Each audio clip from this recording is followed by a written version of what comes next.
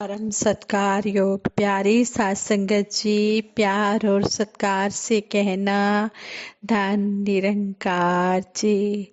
सात संगत जी, आज दासी युग निर्माता माता स्विंदर हरदेव जी महाराज के विचार आप जी के चरणों में रखेगी। युग निर्माता माता स्विंदर हरदेव जी महाराज ने अपने विचारों द्वारा हमें समझाया है कि प्रभु परमात्मा ही इस दुनिया की रचना करने वाला है और हमेशा इसे देखकर ही भक्ति हो सकती है। सतगुरु ने सही मायने में जीना सिखाया है। जब भक्तों को कण कण में इस प्रभु के दर्शन हो जाते हैं, तब ये जान जाते हैं कि प्रभु परमात्मा ही इस संसार का कर्ता धर्ता है। जो कुछ कर रहा है परमात्मा ही कर रहा है, तो वो हर हाल में इसका शुक्र ही करते हैं। ये जानते हैं कि जो कुछ हो रहा है इसकी रजा में हो रहा है। जैसे संपूर्ण अवतार बानी में शहंशाह बाबा अवतार सिंह जी महाराज ने इस शब्द द्वारा हमें समझाया है, जिस दे दिल निरंकार दा वासा हुंदा नहीं हो बेसबर, कहे अवतार हर हाल दे अंदर करदा रब दा शुक्र शुक्र। जैसी भी परिस्थिति हो, चाहे सुख की हो या दुख की हो, वो इन सब परिस्थितियों से ऊपर उठकर इस प्रभु परमात्मा के एहसास में जीवन जीता चला जाता है और हर पल इसका शुक्राना ही करता है और यही कहता है कि जो भी हो रहा है इसकी रजा में बहुत अच्छा हो रहा है। ऐसे ही एक स्टोरी भी है। कहते हैं एक राजा अपने मंत्री के साथ शिकार पर निकले। वन में हिरण को देख राजा ने तीर चढ़ाया ही था कि जंगल में से एक सुअर निकाला और राजा को सुअर निकला और राजा को धक्का देकर भागा। इसके कारण तीर की नोक से राजा की उंगली कट गई। खून बहुत ज्यादा बहने लगा और राजा बहुत ज्यादा बेचैन हो उठे, परेशान हो उठे। राजा की उंगली से खून बहता देखकर मंत्री बोले, राजन, भगवान जो करता है अच्छे के लिए ही करता है। राजा बहुत अधिक पीड़ा में थे। मंत्री की बात सुनकर राजा को बहुत गुस्सा आ गया। उन्होंने दूसरे मंत्री को आज्ञा दी कि उन्होंने अपने उसी मंत्री को आज्ञा दी कि वह उसी समय उनका साथ छोड़कर और कोई दूसरा रास्ता अपना ले। मंत्री ने आदेश को बहुत खुशी खुशी स्वीकार किया और दूसरी दिशा में चला गया। इधर राजा थोड़ा आगे बढ़े ही थे कि उन्हें जंगल में नरभक्षी कबीले के लोगों ने घेर लिया। वे उन्हें पकड़कर अपने सरदार के पास ले गए। राजा की बलि देने की तैयारी हो रही थी कि कबीले के पुजारी ने राजा की कटी उंगली देखकर कहा कि इसका तो अंग भंग है, इसकी बलि स्वीकार नहीं हो सकती। राजा को जीवन दान मिला तो उन्हें उसी समय अपने उस मंत्री की याद आई जिन्होंने कहा था कि भगवान जो करता है अच्छा करता है। राजा सोचने लगे कि मंत्री ठीक कहता था, भगवान जो करता है अच्छे के लिए ही करता है। मुझे उसका साथ नहीं छोड़ना चाहिए था। ऐसा सोचते ही वे आगे बढ़ रहे थे कि उन्हें मंत्री नदी किनारे भगवान का भजन करते दिखाई पड़े। राजा ने प्रेम पूर्वक मंत्री को गले लगाया और उसे सारी घटना कह सुनाई।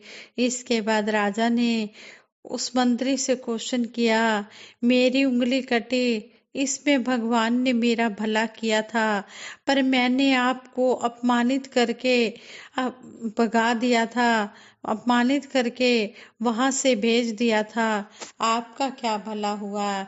मंत्री मुस्कुराए और बोले, राजन, यदि आपने मुझे दूसरे रास्ते पर ना भेजा होता और मैं आपके साथ होता तो अंग भंग के कारण नरभक्षी आपकी बलि ना देते, पर मेरी बलि चढ़नी निश्चित थी।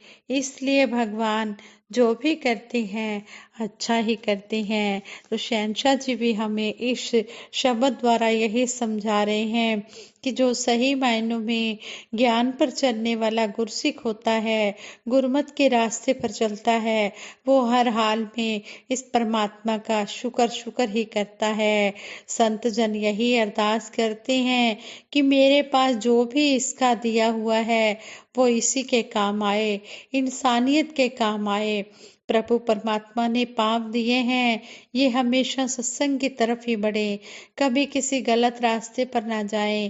प्रभु परमात्मा ने हाथ दिए हैं, ये महापुरुषों की सेवा करें, इंसानियत के काम आए, सोसाइटी की सेवा कर पाए। प्रभु परमात्मा ने जो दिल दिया है इसमें सबके लिए भरपूर प्यार हो, आंखें दी हैं ये सिर्फ भलाई ही देखें, सबका भला देखें और संतों महापुरुषों के दर्शन करते रहें। ये कान दिए हैं ये सिर्फ प्रभु का भजन ही सुने, निंदा या किसी की गलत बात ना सुने। ये मुख दिया है ये भी प्रभु चर्चा करता रहे।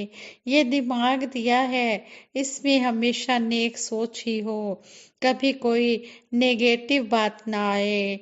साथ संगत जी, सतगुरु बाबा जी ने भी हमें यही समझाया कि कोई ऊंचा नीचा नहीं है, सब एक प्रभु परमात्मा की संतान है।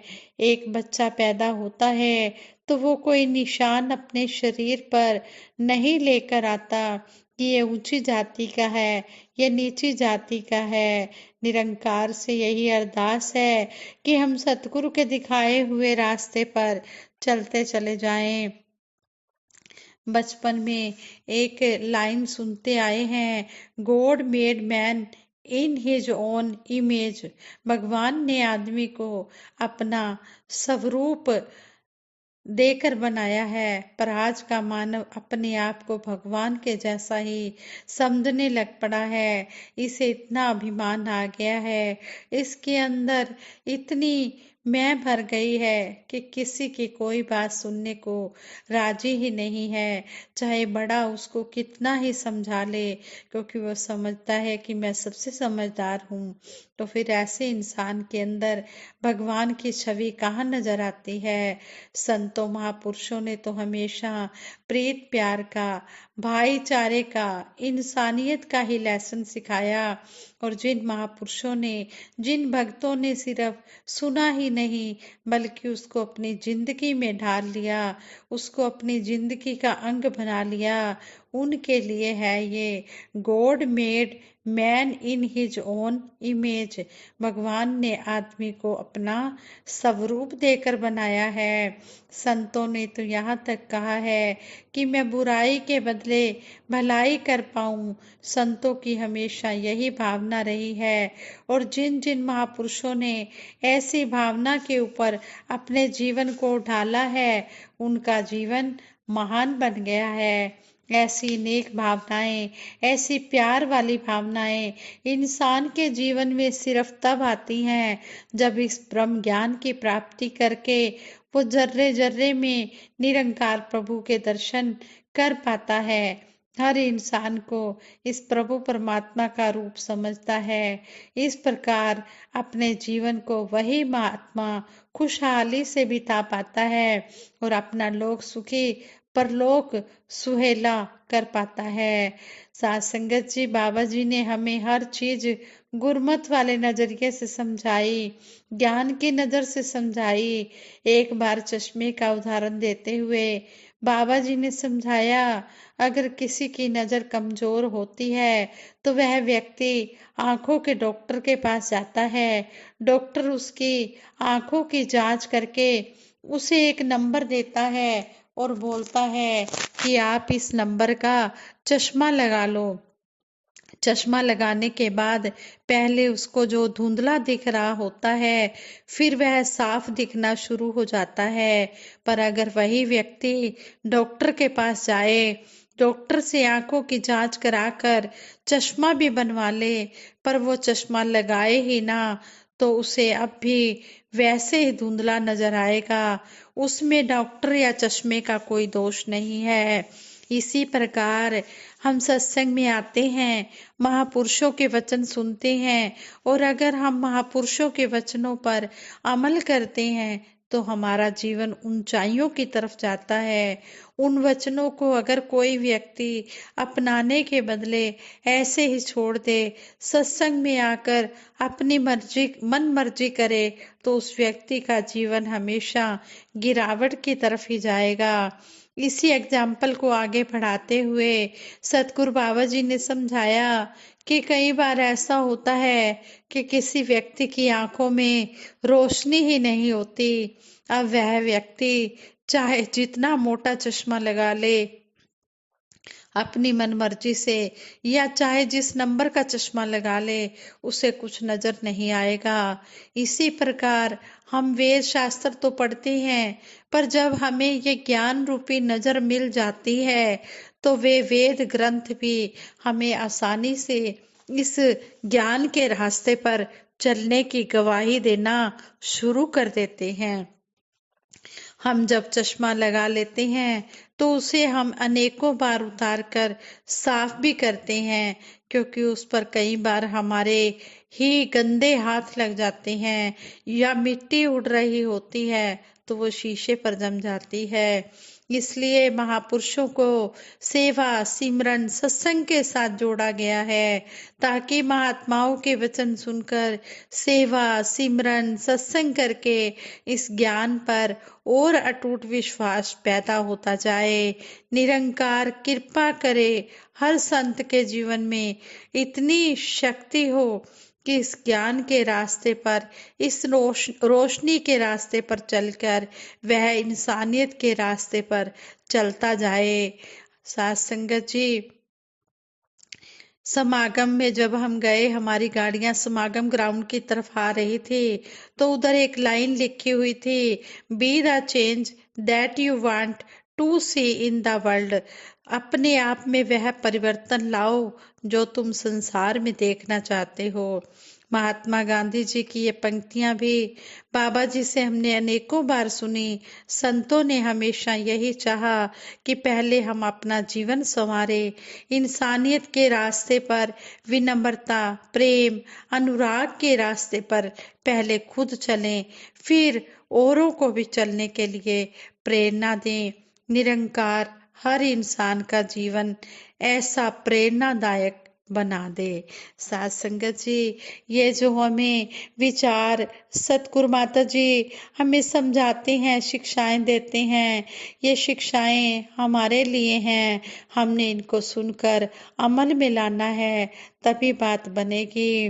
कहते हैं कि जब अमल का नक्शा बन जाता है, जब बात अमल में आ जाती है, तभी हम गुरमत के रास्ते पर चल रहे होते हैं, तभी हम उन्नति भक्ति के रास्ते में कर रहे होते हैं। सुनने सुनाने से बात बनने वाली नहीं है। बात तभी बनेगी जब वो बात कर्म में ढल जाएगी। सतगुरु ऐसी बनूं मैं निरंकारी, जाने कर्मों से दुनिया सारी। हे सच्चे पातशाह, हम ऐसे निरंकारी बने कि हमें मुख से बताना ही ना पड़े कि हम निरंकारी हैं। हमारे कर्मों के द्वारा ही लोगों को पता चल जाए, संसार को पता चल जाए कि हम निरंकारी हैं। ऐसे हमारे कर्म ऊंचे होने चाहिए। इन बातों को हम अमल में लाते हुए अपना लोक सुखी परलोक सुहेला तो करें ही, औरों को भी प्रेरणा देकर इस भक्ति के रास्ते पर लाने की पूरी कोशिश करें, पूरा प्रयास करें। यही सभी के लिए दासी यही अरदास करती है कि हे सतगुरु माता जी, सबको सद्बुद्धि देना, सद्विचार देना, सद्मार्ग देना, सब इसी तरह इस सच्चाई के रास्ते पर चलते हुए अपना जीवन यापन करें। साथ संगत जी, प्रेम से कहना धन निरंकार जी। सतगुरु माता सुदीक्षा सविंदर हरदेव जी महाराज की जय। निरंकारी राज माता गुरु बचन अवतार की जय। साथ संगत जी प्रेम से कहना धन निरंकार जी।